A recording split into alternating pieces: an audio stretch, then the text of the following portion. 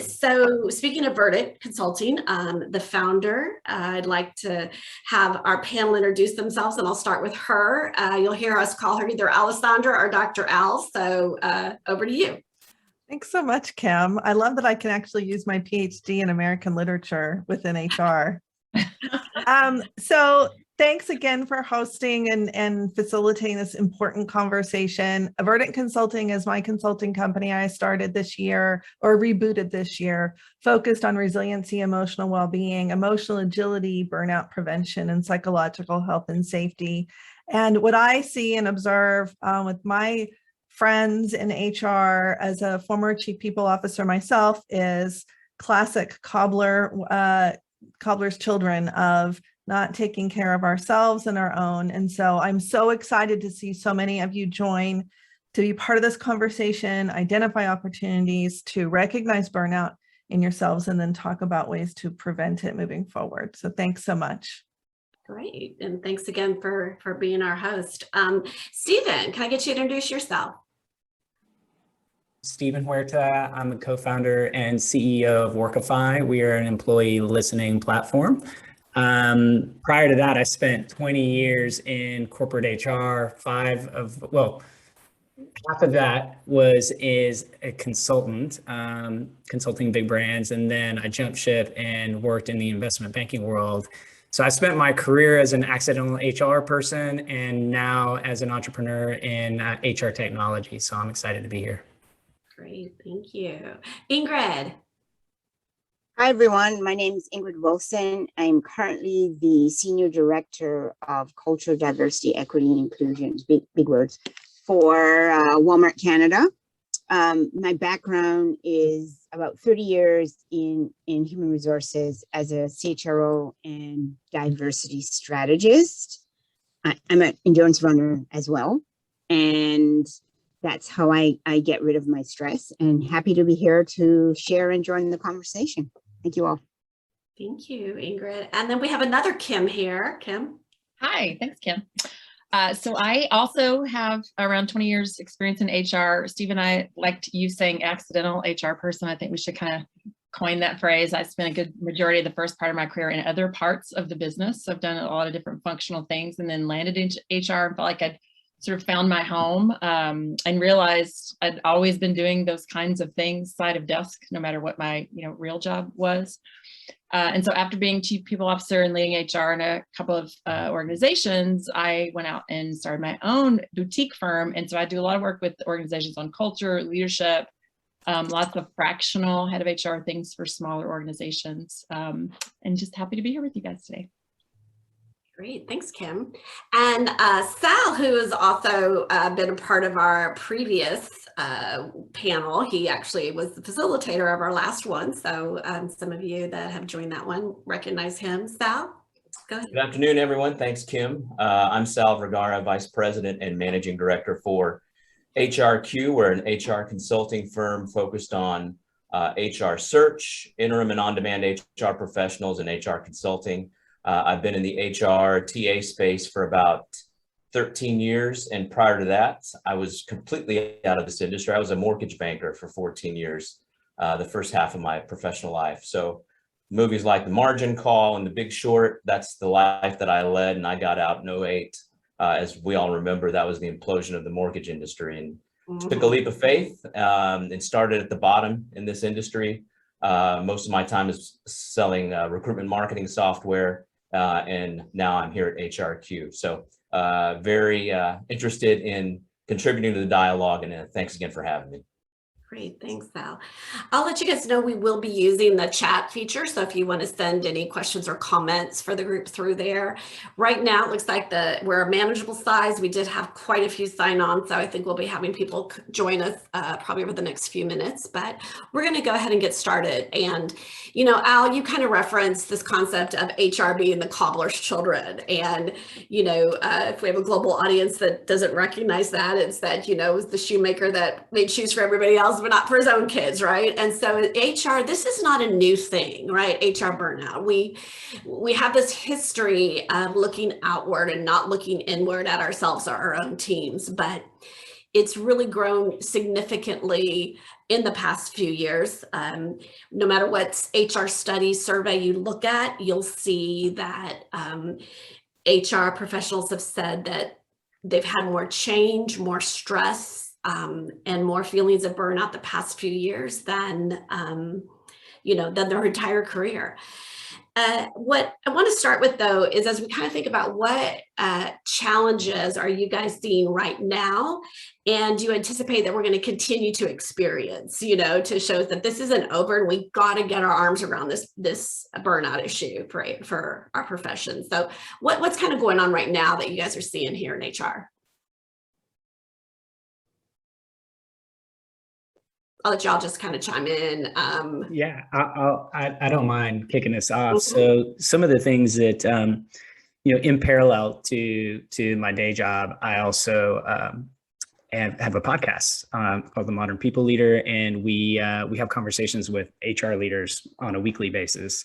So this is something that we've talked a lot about, in fact. And some of the things that jump out to me, I think we've been in a period of extended and tremendous uncertainty. And, I think that the reality is, like, things are not going to change. They're not going to get more clear. We're going to have, a period where we're going to need to continue to lead our organizations through difficult decisions, through change. And, that depending on, our personality, that can be an extremely draining place to be. And I know for myself as an entrepreneur, that there's like the added stress of that as well. And, as a function of what we do, our business, we serve HR, we're an extension of HR teams. And so at Workify. And so, there's a lot of carried feelings, carried emotions, a lot of stress.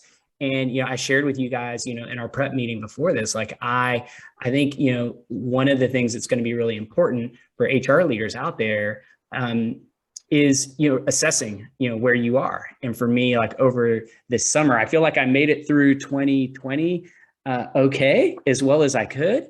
And, halfway into this year, we were having a conversation around burnout, and I realized, like, holy smokes, I am burnt out. Like, everything I'm describing right now to other people talking about, I'm actually suffering from. And it took me, I feel like, HR leaders out there should spend some intentional time just reflecting on where you're at, because this has been a period of a lot of change and uncertainty. And I feel like that's going to continue.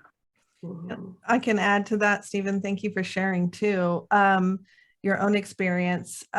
So Kim, one of the things you mentioned is that this isn't necessarily new. And so I'll point to Ingrid and I had a podcast episode. It seems like everybody's got a podcast these days, so I have one as well. And we looked at a study from 1992 that talked about HR burnout. And to be honest, it could have been written last week. It was about the strain we have being between leadership and employees, the fact that we see people sometimes often at their worst, that our work is often undervalued and underpaid, that we spend time caring for others and give, which is why I posted about compassion fatigue, because that's a big risk for us. And so, Stephen, what I'm noticing is I'm starting to roll out my programs is how many people we have a burnout assessment that we offer, and people do that and they go, oh my gosh, I had no idea that I was burnt out. They just don't realize it because we spend so much time with our heads down, just get in front of the next thing. And also as HR professionals, we're so used to having to be reactive and strategic at the same time. And it's just that balance is pulling us in multiple places. So I don't see that changing anytime soon. And let's just say that COVID went away tomorrow. We're going through massive global climate change that is impacting us fundamentally and existentially. And so that is going to have as much of an impact, if not more, than COVID did. Mm-hmm. Yeah, I wanted to add to what Al and Stephen just said, because I think that what the pandemic did is highlighted issues that were already starting to build and that were directly impacting HR. And whereas we were trying to manage and just take one thing as they came along, now we are in this evolving cycle of change. I mean, the other piece that's coming, and it's happening right now, is a change in leadership, right? There is definitely a change in leadership style, and HR is responsible for helping leaders to move through and understand how that change is going to impact them and HR and the employees that work with them, right?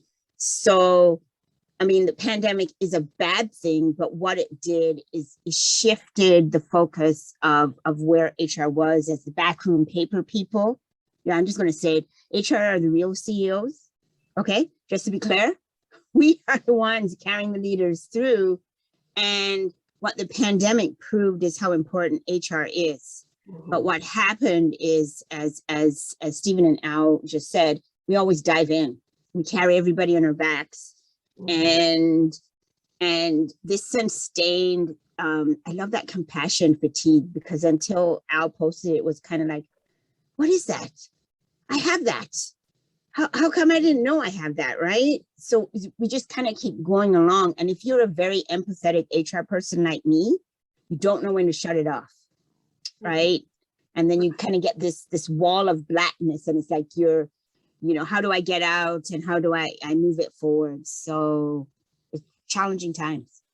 And as a fellow diversity and inclusion, specialist in doing that work, in addition to the whole pandemic and changing workforce, we had so much happening, many divisive conversations around racial tension and injustice. And not only are you having to support the organization through this, but many are dealing with it personally within their own families, right? So you're having to try to manage yourself so that you can, that put your own mask on, right? So that you can help those around you. And, that's a whole nother aspect. I know you and Sal, I know you kind of work in this space a lot too. So, to piggyback on all these comments, there are three things that come to mind. One is recalibrating and reestablishing the corporate culture. For a lot of companies, that's hard. The way people interact, the way they engage, the way they collaborate is very different now. Many have transformed into a hybrid or even a totally remote environment and structure. So keeping a company's mission statement and values intact is quite challenging. We get asked often, how do we manage that? The other thing is reimagination of their talent acquisition, or talent pipeline, I should say, their strategy with talent pipelining, their talent management strategy, meaning how do we keep the folks that we have, given all these things that are happening. Talent acquisition, that's my background. It's tough. Candidates command a much higher price tag. It's much like the housing market right now. And they demand flexibility in their workspace, the structure of that, and they really yearn for more diverse and inclusive culture, to Kim's point. And then the last piece, which we're dealing with that with our own company, managing the new mandates set forth by the government and accommodating both sides. It's been very divisive these past few years, preaching to the choir, y'all know that.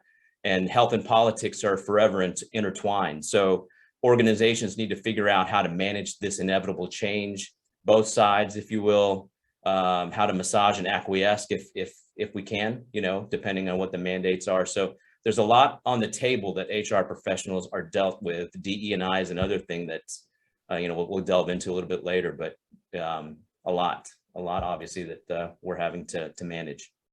Yeah, so let's start to transition this conversation into a couple of you kind of started to reference about how in your own stories, Stephen and Al, how your burnout just kind of hit you, right? Like you hit a wall. And why do we keep letting that happen, right? How can we get better at spotting burnout before it gets us to where, I think it was Ingrid went in our prep call said, I have somebody who wants to take a month off, right? So how do we kind of keep an eye out for this for us and also for our teams? Kim, I know you were an HR leader. How do you, maybe you can start us off on this one. How do we make sure this isn't going to sneak up on us or build that self-awareness? Thanks. I think in my experience, what I've seen work well is, we were talking about, putting your own mask on and really having a way of checking in with yourself on how you're doing, because you're not able to especially care for your team or the other leaders you work with if you haven't done that for yourself. But I think it's knowing what what's your waterline where things are good, and when do you feel yourself sinking below that? Like I know for me, when I've experienced that, I will be talking with, colleagues or even my team and saying things like, I think something's like, I just don't have my mojo. Like something's not quite, I don't feel miserable, but I feel more tired and I don't feel like super excited about things. So when you start having that sort of malaise, like I read a great article over COVID and it talked about the growing like occurrence of people languishing. So it's not, it's not horrible, it's not great, it's not high, it's not low, but you're just sort of, not being nourished and not flourishing. And I think that probably over time is a little bit more dangerous because it's so subtle, you don't realize it. And so just having a way of knowing when that's happening, maybe some words or things you talk about openly with your team or people that are in your circle that know you well, that can say like, is something going on that doesn't seem like you? And I think probably that would be my biggest recommendation, is that you're having a conversation about that frequently and checking in, because if you wait until you're feeling that way or you're sensing that, then you've probably gone too long. You were going to say something, you unmuted. Yeah, I did, because you said the words to think about. And Orlando, will email out this recording as well as some resources for everyone around this specific topic. One of the words that I listen for or recommend people listen for is the word should, because when we're in a space of not listening to ourselves, that is an easy go-to of setting a bar of what we should be doing, how we should be feeling, what we should be thinking, and not listening to and accepting what is. And so that space of should is incredibly dangerous and self-destructive. And it's something that we do a lot. We're very high achievers. We're service oriented. We want to do our best for others. And so we put a lot of pressure on ourselves. And quite frankly, we perceive self-care and self-compassion as selfishness, and it's not. And in fact, I don't know about you guys, but I've worked for HR functions where when HR went and did an offsite, we got flack, we got blowback from the business. Why is HR doing that? As if somehow we are the only ones who don't deserve to recuperate because our jobs are so easy. So I say, address that if that's a problem, but start with yourself first. So let's spend, the rest of this time talking about what are those ways that we can, one, I think first prevent it, maybe as Kim was saying, when you see it starting to come on slowly, how do we prevent burnout for ourselves first, and for our teams? And I think you'll find in that answer is also, there's some of the same I think techniques or tools to actually manage it or recover from it if you're already there. So, kind of two questions in one there. Let's talk about, and, kind of wanting to hear from everybody, because I think you all have great suggestions on how do we kind of try to catch it early and prevent it. What are some of those things you can do? And then we'll move into maybe, has it gotten more severe, those things that we can do. So I love what Al said about the word should, because I think I was unconsciously doing that lately and not realizing it. So it's because I got into this space where, I had this plan and I should do it, but, right? And then it kind of stuck up on me where I realized if I keep going, I'm going to be very unproductive and I'm going to write garbage. So I'm going to bed now. And then I'll check back in early in the morning and work on the project. And I found that that's been extremely helpful, because I'm just at that place where I've hit a wall. So it's really, being very conscious about what's going on in your head. I mean, somebody told me if you can't read even a magazine at a time, a point in time, you can't read a book, but you're focusing on magazines because it's small snippets, because your brain's not taking it in. And if I can't read on my reader, it's because I have the fatigue from the Zoom, right? So it's being aware of all those triggers around you, and then just kind of saying, my body says, I need to stop and just reprioritize and build other space to do what you need to do. So I think it's really important. You know, great points, Ingrid, and to add to your comments, literally practice what you preach. You know, we're always constantly givers. As you tell folks to take time off and rejuvenate themselves, do so by doing the same thing. So that's a simple practice. And the other thing I thought about is indulge yourself in opportunities or initiatives that you may not have considered before. You may think it's too busy or it's outside of your core work. That can open up a lot of opportunities and a lot of different networks for you to, for lack of a better term, lament to. You know, these are new folks that you can open up to.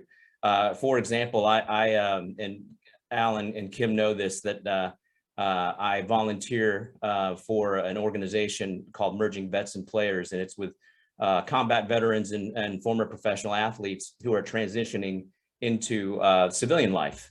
And so they're going through a very difficult time. Mental fitness and mental well-being is very important in that, in that group. So I devote a lot of time on a weekly basis to that group. And then also the DE&I roundtables that Kim and Al have been part of. So there's a comment here that someone mentioned that we talk about during MVP.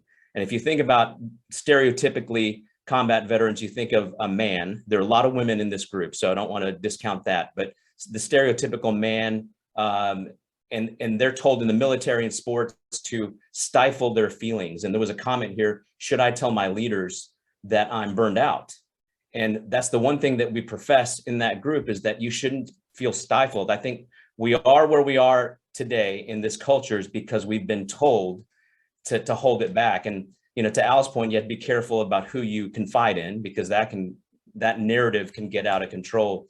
But I do think that in order for you to be self-care and self-fitness and mental well-being, it's important to be able to confide in someone and be able to go to your peers. So I think that's important as leaders, to develop a culture that cultivates and nurtures this openness, and that you're not ostracized, or there's no stigma attached to someone who says they're stressed. And I think that begins with us. That's a lot of pressure and a lot of responsibility. But I think in order for us to get there, there's going to have to be a lot of difficult, uncomfortable, awkward conversations before we get to that point. So. Yeah, we have to normalize the conversation, right? And so the way to normalize it is getting leaders to be willing to have this conversation and talk about this. And so part of it, I think, is you being the example, as you mentioned, and talking about your own burnout. But if you're incorporating it into your leadership development, and you're saying, you know, as a leadership team here, we need to be modeling this, and we need to normalize this conversation, you know, and I'll start by saying, you know, and then share your own story. And it wouldn't be the first time that HR has had to, you know, sometimes I would think if I don't do it, who's going to do it, right? So, but I think making it, developing leaders and having that part of a leadership behavior that is needed in the organization will help make it okay. But yeah, we've got to normalize that conversation. What else?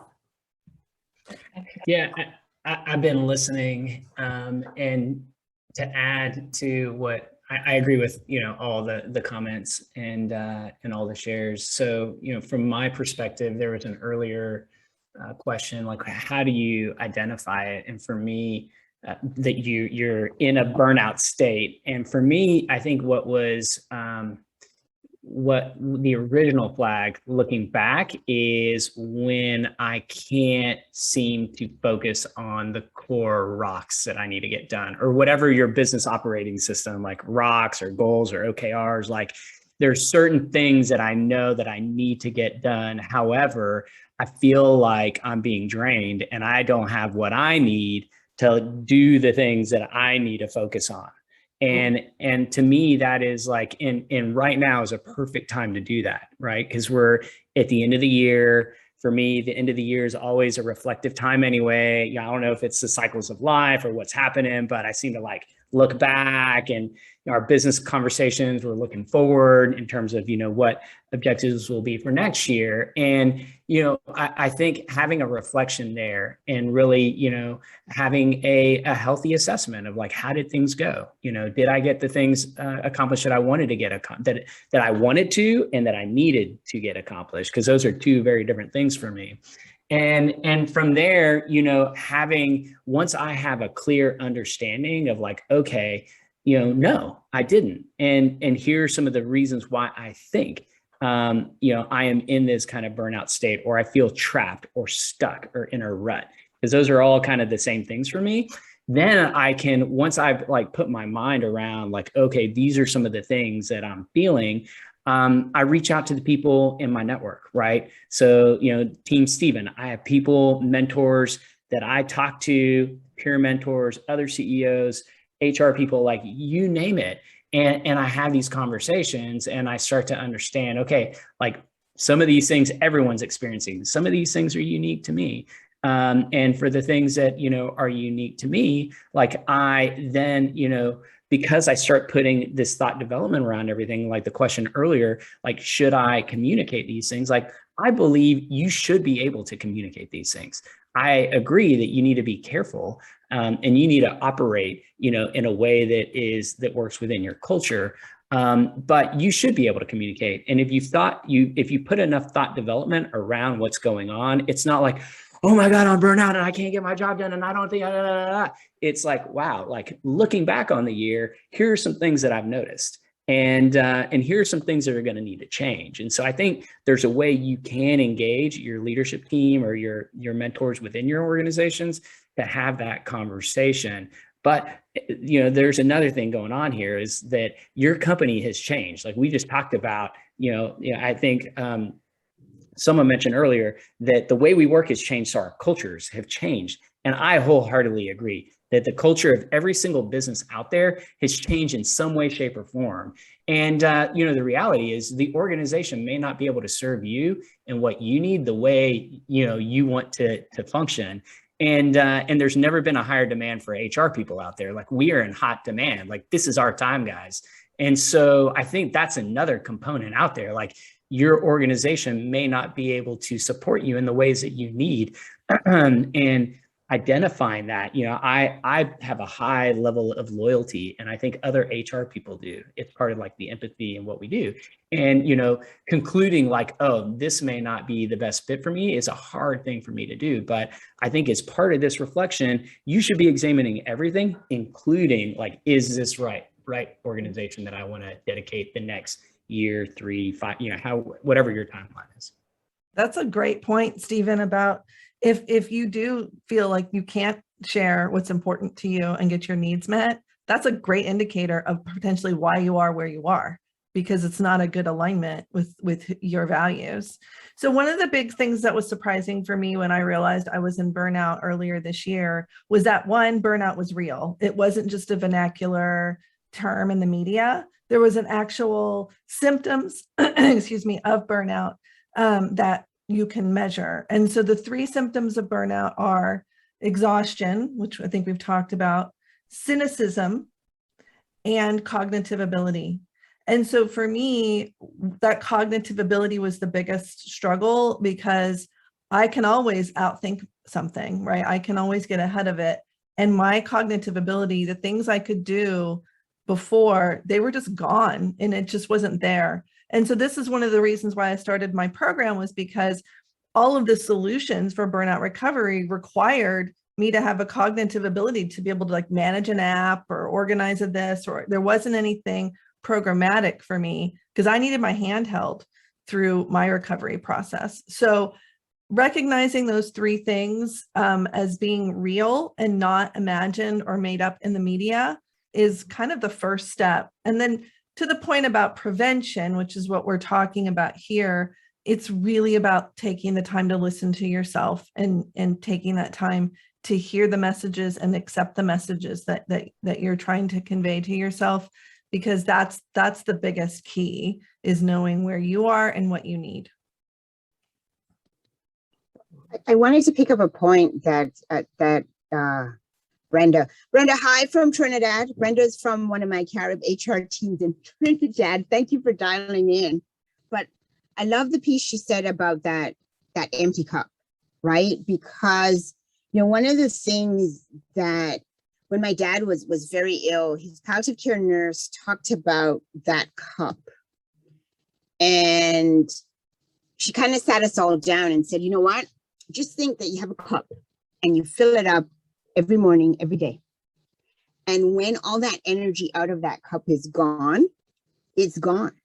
You step back, you rest, and then you fill up the cup again the next day. And it was just this huge realization that, you know, as HR people and in our personal lives, you keep pushing forward, right? And don't stop to recognize that when that cup is empty, you need to step back, right? Yeah, and it's not just for your employees and your organization, but what about for your family, right? For your children, for your parents, for your spouse, for your, for your community. Kim, I know you had tried to chime in earlier. Yeah, no, that's okay. I think it was perfect timing because what you said is a good segue. I think what helped me figure out this piece most, I guess, in the workplace, I'm always an on person. Like I like to have projects that I don't like to have downtime. It makes me feel nervous if I don't have, you know, it's Saturday. What do you want to do? Like just sit around is not like fun. We're like, oh, let's paint the house or, you know, build some furniture or do something. And so when I early in my career could just work because that was fun for me and I would do it a lot and some probably more than I should. And then I had kids and I hope for everyone, whether you have kids or not, you should have something outside of work that's as important to you and as part of who you are. That's not just work. But the thing for me that helped me learn that was when I had kids. And I have 3 boys. And there were literally, for my oldest, I was a single mom for quite a while. So there were literally like hard stops on what I couldn't do. Like I was the one that had to leave at a certain time. Even if our executive meeting was going long, I had to say, you know, I'm out of here, guys. Sorry, I got to pick up my kid from daycare. You know, enjoy. Let me know how it goes. And those were some really hard things for me to do because I also, kind of your point, Stephen, like feeling a lot of loyalty and ownership and wanting to serve people. It's hard to be the one that like puts something down. But because I had other places that depended on me, I had to. And then I had to learn how to fit in all of those things so that I felt like I could give the parts of me in the best way possible to all of the things that were important to me. And so I think having something like that, whether it's kids or something you do in the community or faith or whatever it is outside of work that is as important to you, that you can also kind of have as a balance to your commitment to the workplace, I think that also helps gives you some perspective. You know, healthy habits was on my list, like prioritizing doing healthy habits. So, Sal, I want to have you kind of share what you and I know working with athletes and vets, they do a lot of things to kind of that are, you know, physical and other healthy habits. But while Sal is answering, I'd also like to invite those of you on the call in the chat. If you have a healthy habit that you do or that you know is helpful to you and maybe you don't do and you should start doing and commit to right now, let's start listing some good healthy habits. But Sal, would you mind kind of getting us started on that thought? Sure. So healthy habits with this group, and keep in mind, these are combat veterans who have seen and done things that we won't. And it's pretty dramatic, some deep stuff, as well as professional athletes who a lot of them they're still in their peak physical condition, but for whatever reason, they've been cut or there's no longer an opportunity for them. So emotionally and mentally, they're distressed with that decision of not being able to play anymore. So meditation, this is one group that strongly believes in meditation as part of their daily regimen. I've not done it before, so I'm not a naysayer necessarily, but I've not done it. There is an individual who on Thursdays, it's a free online Zoom meditative program. It was specifically meant for combat veterans because, again, the very nuanced things that they go through, because he is was a former special ops operative. So meditation is one, and then the second one that I often subscribe to and suggest to not only this group but for others is leveraging a coach. Whether that's a life coach, a business coach. I think part of my business, just in general on a daily basis, is assigning coaches, executive leadership coaches to my clients. So I'm a big firm believer. We've got one of the best ones here with Al as a resource if anyone's ever interested, but certainly leveraging a coach. They are equipped to give you unabashed feedback and objective feedback that you not normally would get from a colleague or a peer or a family member. So if you've not thought about that before. And then thirdly is just a physical regimen. And I know that seems kind of innocuous, and then it's like, well, no kidding, but really making time for yourself, self-care and self-preservation, especially. A lot of folks that I talk to now take intentional walks outside and they leave the house. I work remote in my home, so I intentionally get up to get outside or walk around. So that seems innocuous, but those are things that help me prevent burnout. And thankfully, I'm one of the few that haven't been burned out, thankfully. But that's not to say that I couldn't. But I'm being very aware of that through this conversation, obviously through other folks. So being very empathetic about it. I think you hit on something though, Sal, which is it doesn't have to be big to make a difference. So I'm a horrible meditator, but I practice mindfulness because I can't do those long things, but I can do a 15-second or, something small. And so taking, it doesn't have to be big in order to make a difference in what we do. The other thing I wanted to add to your very kind coaching comment, thank you, but that there's also specific niches of coaches now. There's parenting coaches. There's coaches around, your health and well-being. There you can get all kinds of different services out there that you couldn't get prior because people have moved online. And so it's really opened up a lot of resources that maybe you hadn't thought of before in trying to get a partner or someone to help you work through some of the things you're challenged by. Yeah, just to add on a couple of points. So I think, David in the chat mentioned connecting with trusted. The vulnerability, David mentioned, because we're re-recording now, David mentioned that connecting with trusted peers and being vulnerable. I just want to, I wish I could underline that or highlight that. Part of the first step for me, once I identified that I was kind of in a low state or burnt out state, whatever you want to call that, because I think there are different ways to refer to it. And sometimes it's more pronounced, it's more profound than others. But admitting that I am in a not optimal state to another person that I trust, that loves me or that cares about me is a really, really powerful thing to do, because I take some of that effect on me, like that dark cloud loses some of its power the more I talk about it and I admit okay, I'm in this suboptimal place. The second thing I was going to add on is I think meditation is a bit mystical for a lot of people. And, a lot of people, I have a meditation practice, and I hear people often say, well, I can't meditate. My mind is too active. I'm always thinking about action items. But actually, you're successfully meditating when that happens. Typically, what I found is if I'm quiet for a minute or 2 minutes or 10 minutes or 20 minutes, and something pops up in my head, that's usually something that I'm anxious about. And that's a way that my mind is telling me, Stephen, there's something here that you really need to look at that you're not. And more often than not, when I focus on that thing that pops up in my meditation or my time of quiet, and I actually act on that thing, I feel better. And so to me, it's just listening, it's a way of listening to myself. And I know that might sound weird because I'm not having conversations in my head, but in a way, meditation kind of does that. It creates a space for you to listen to what your mind is telling you that you need to focus on.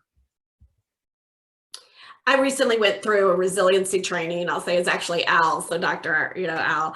And if you, as an HR professional, kind of thinking maybe to some of the talent development, learning professionals out there, if you've not looked and offered something yet to your organization, then this is your opportunity to think about doing that, and then be part of that pilot. Or if you already have these resources in your organization, go through that training. I often felt like I kind of had my arms around this, and I use a phrase in leadership development that leaders need to be reminded much more than they need to be taught. And I think that's the case here. These solutions, it's not like like we have this, oh, we unlocked the secret of the universe here. But we need to be reminded of these things. And so being intentional and going through a training and, or reading some articles and those kinds of things to remind you of these things that have worked for you in the past, or maybe learn something new to try that you haven't tried before, and that's one of the things I liked from Al's training was that she's like, okay, there's 10 different ways to journal so that you can just reflect on how you're feeling, pick a way that works for you.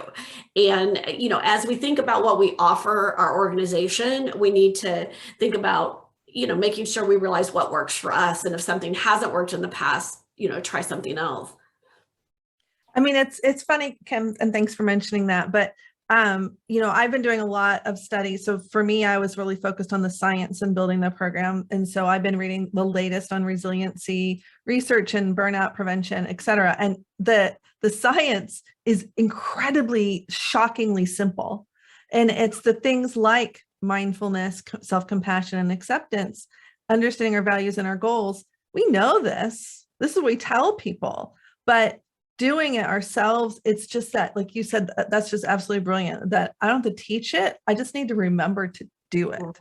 And that creating that cadence is, I mean, like I said, it's not that hard. It's just very difficult to do.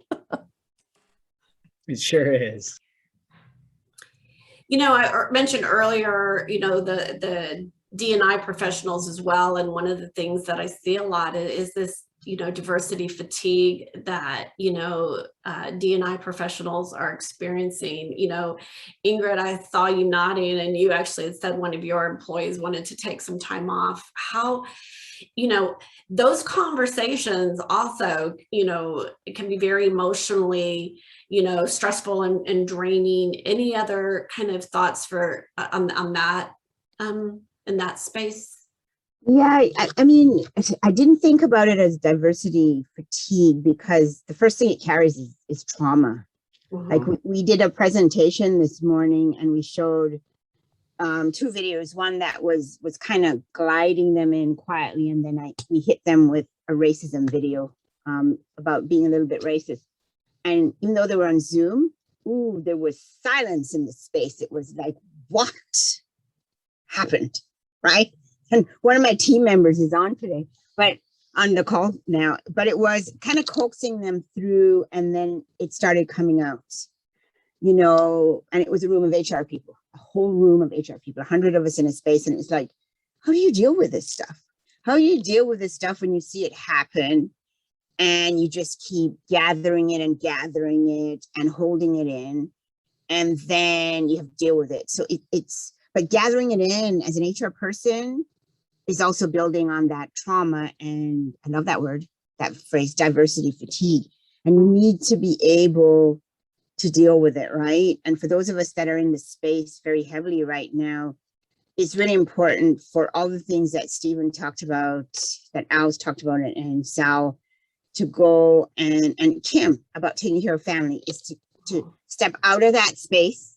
Don't read any more books on Black or Indigenous history that day. Step right out of the space, turn off the TV. One of the participants said about putting in music that has no words, and just kind of, I guess it's what Al's doing, being mindful and just kind of peel away that piece. Otherwise it just pulls you in, right? Yeah, I need to write about that diversity fatigue thing. Mm-hmm. Al, I'm gonna call you.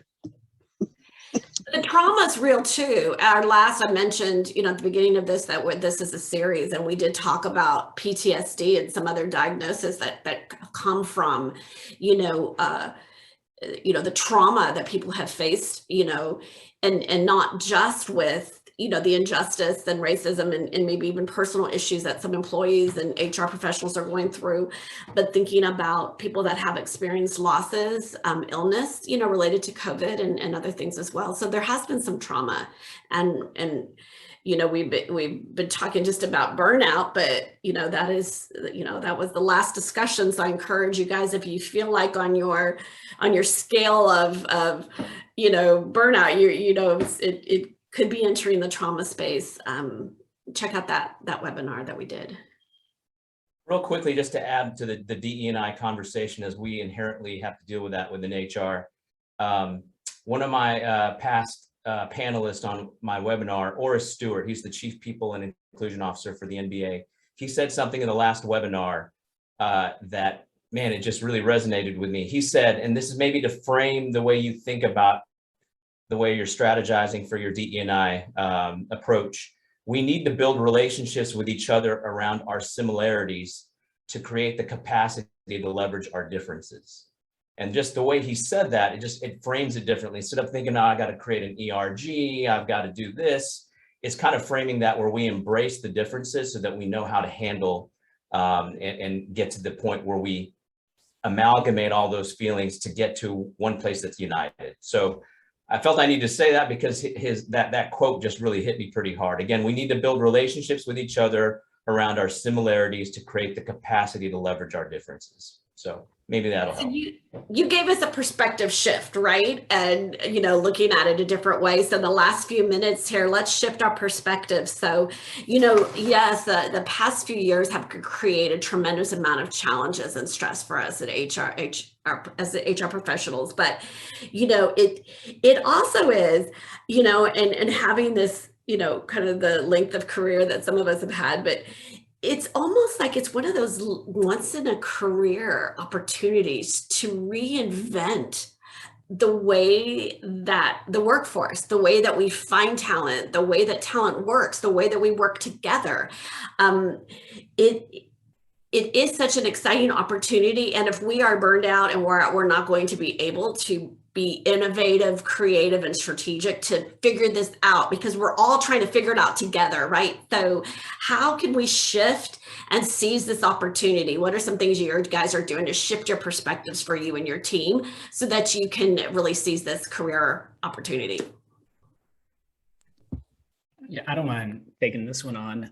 So for me, around the time that I realized like I was in a bit of a rut, it was like May, June, and a couple months later, we had a chat with Steve Cadigan, who is the original CHRO of LinkedIn, and he wrote a book and was sharing all these great ideas. Like Steve is just like an amazing guy. One of the things he mentioned was how we're in a period of tremendous cognitive dissonance. And I had to Google like cognitive dissonance. Like I didn't know what that meant. And it's the state of having inconsistent thoughts, beliefs, or attitudes, especially as relating to behavioral decisions and attitude change.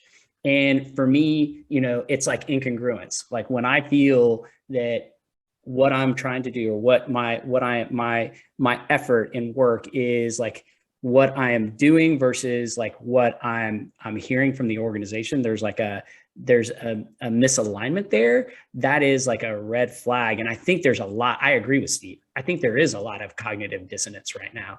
And I think that, I can only control like my side of the street. And so looking at my expectations, looking at why do I feel this incongruence or cognitive dissonance? And I think removing that blocker, like, well, I feel this way because the company is saying that diversity is really, really important, but the actions of, our leaders and the business or how this initiative and these investments are moving forward, there's a mismatch there. Those things don't align. So I either need to come to terms with that and unblock myself to continue moving forward past that and take advantage of all the opportunity that exists right now, or it's going to be unsustainable for me, and I'm going to have to find a new place to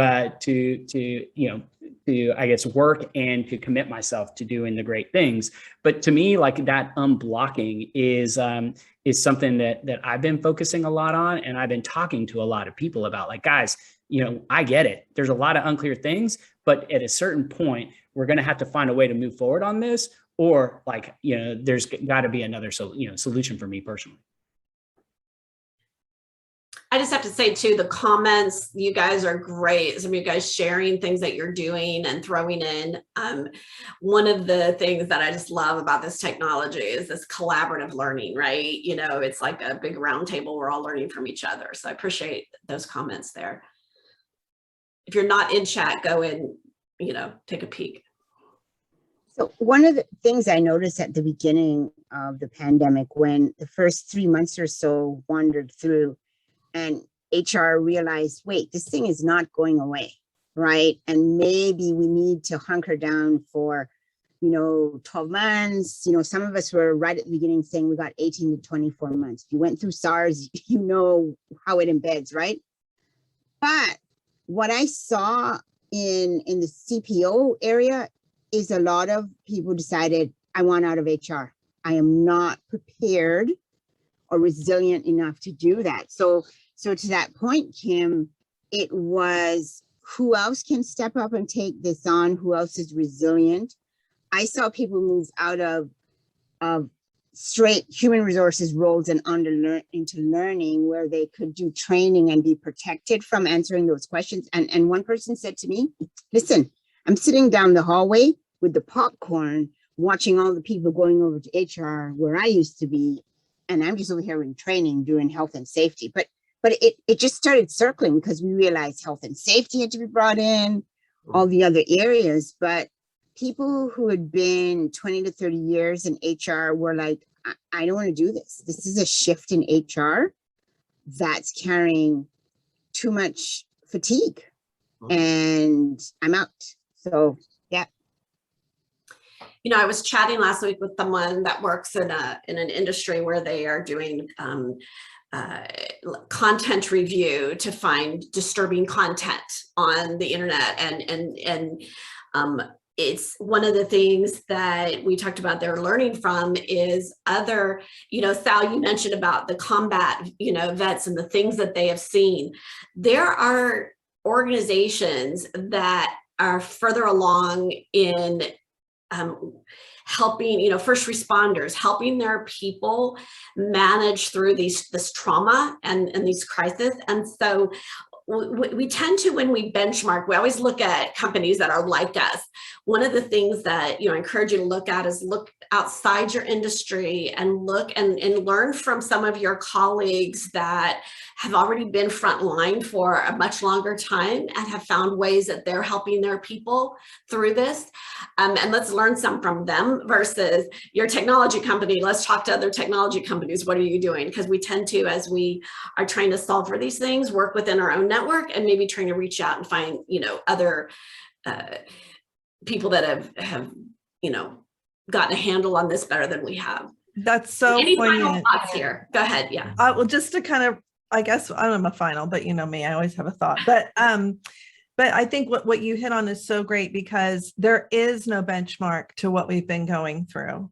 And so I think that's that's where we go into that land of should, as I said at the beginning, which is, well, I shouldn't be feeling bad because it's just X or it's just Y.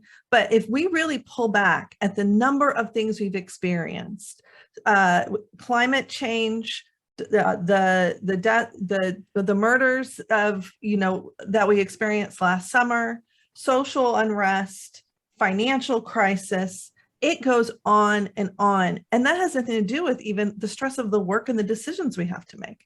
So I think, Kim, you're so spot on to say, how can I look outside of myself and see and learn from others so that I can find new skills, find new tools, find new resources. So I want to wrap us up and thank everybody for being here. It is, I think someone in the chat, maybe it was you, Al, mentioned it is self-care week. So I think if you go anywhere and search and hashtag self-care, you'll see some great conversations and some additional probably tips and suggestions. I encourage you all to go away from this, hour with a plan, something that you're going to do for yourself first, then for your team, for your family, and then for your organization. You know, if you see burnout happening around you, what can you do to help alleviate that and prepare and build that resilience that's needed to continue the great work and opportunity that we have in front of us. So thank you all for joining us. Appreciate that. And have a great day. Make it a great day and go take care of yourself. Thank you.